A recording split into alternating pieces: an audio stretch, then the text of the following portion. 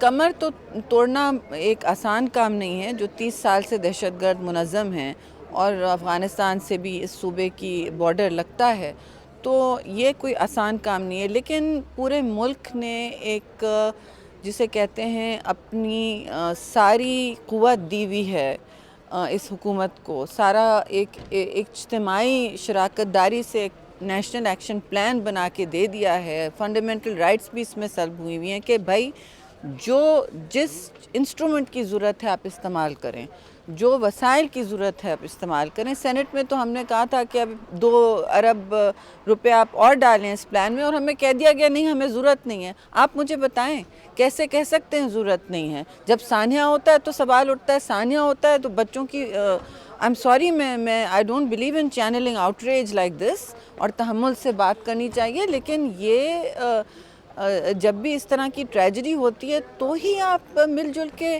سر جوڑ کے بات کرتے ہیں. یہ تو روٹین میں نیشنل سیکیورٹی کمیٹی بنی ہونی چاہیے، وار روم چلنے نہیں بنی ہے.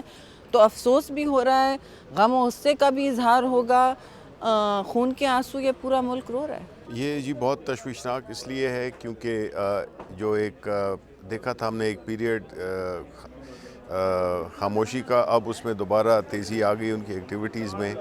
تو اصل میں پرابلم یہ ہوتا ہے کہ ہم لوگ ہماری جو نیشنل ایک سائیکی ہے یا جو طریقہ کار ہے ہمارا، کہ جب 2-3 دن 1 ہفتہ آرام سے گزر جائے تو پھر ہم اپنے جتنے بھی وہ ہیں گارڈز ہیں وہ ہم نیچے کر لیتے ہیں اور ہم کمپلیسنسی میں آ جاتے ہیں.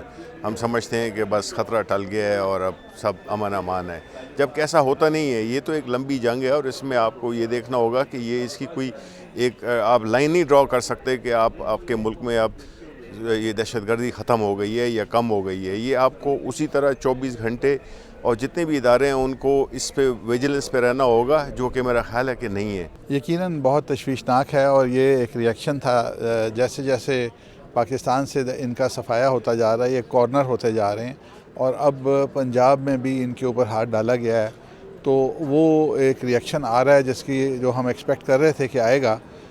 انشاءاللہ اس کا مقابلہ ہی کرنا ہمارے لیے جو راستہ ہے، اور اس کے علاوہ ہمارے پاس راستہ کوئی نہیں ہے، کیونکہ ان کو ہم نے جب تک ڈسٹروائے نہیں کیا تو پاکستان بچ نہیں سکتا.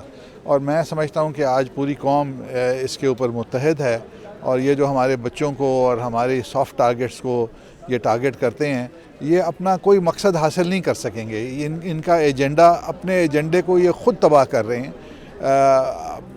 اور میں سمجھتا ہوں کہ آج پاکستان کی قوم یونائٹڈ ہے، اور انشاءاللہ ہم ان کو ختم کریں گے.